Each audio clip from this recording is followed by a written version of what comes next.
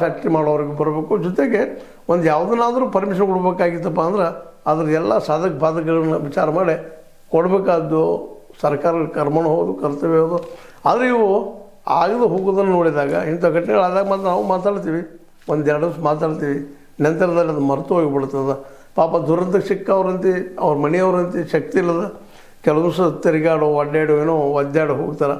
ನಂತರ ಎಷ್ಟು ಸಿಕ್ತು ಸಿಕ್ಕವು ಶಿರುಂಡಿ ಅಂತ ಹಂಗಾಗ್ಯದ ಪರಿಸ್ಥಿತಿ.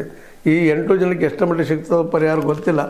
ಆದ್ರೆ ತೀರ್ಕೊಂಡಿದ್ದು ಸಣ್ಣ ವಯಸ್ಸಲ್ಲೇ ಈ ಜಗತ್ತು ಬಿಟ್ಟು ಹೋಗಿದ್ದ ಮಾತ್ರ ಅವ್ರಿಗೆ ಸಂಬಂಧಿಸಿದಂಥ ಅವ್ರ ಮನೆತನಗಳಿಗೆ ನಿಜವಾಗಿಯೂ ಭಾಳ ಆಘಾತ ಆಗಿರ್ತೈತೆ ಅನ್ನೋದು ಎರಡು ಮಾತಿಲ್ಲ.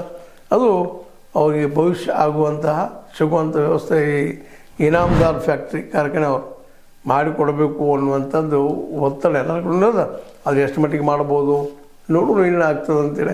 ಆದರೆ ನೋವು ಮಾತ್ರ ಭಾಳ ತೀವ್ರ ಆಗಿತ್ತು. ದೊಡ್ಡ ದುರಂತ ಆಗ್ಯದ. ಈ ದುರಂತಕ್ಕೆ ಶಬ್ದಗಳು ಹೇಳೋದು ಭಾಳ ಕಷ್ಟ ಅಂತ ಹೇಳ್ತಾ, ಆದರೂ ಇವರೆಲ್ಲ ಮನೆತನ ಜೊತೆಗೆ ಯಾರು ನೋವು ಉಂಡಿದಾರೆ ಆ ನೋವುಂಡ ಮನೆತನಗಳ ಜೊತೆಗೆ ನಮ್ಮ H16 ಅಥವಾ ಹೇ ಸೀತಾರಾಮ್ ಯಾವಾಗಲೂ ದುಃಖ ಅದರಲ್ಲಿ ಪಾಲುಗಾರಾಗ್ತದೆ ಅಂತ ಹೇಳ್ತಾ, ಇದು ಅತ್ಯಂತ ನೋವಿನ ಘಟನೆ. ಇದಕ್ಕೆ ಪರಿಹಾರ ಸಿಗಲಿ ಆದಷ್ಟು ಬೇಗನೆ ಸರ್ಕಾರಕ್ಕೆ ಒತ್ತಡ ಹಾಕ್ತಾ H16 ನ್ಯೂಸ್ ಅರ್ಧ ಸೀತಾರಾಮ್ ಸತ್ಯದ ಕೈಗೆ ನಡಿ ವಂದನೆಗಳು.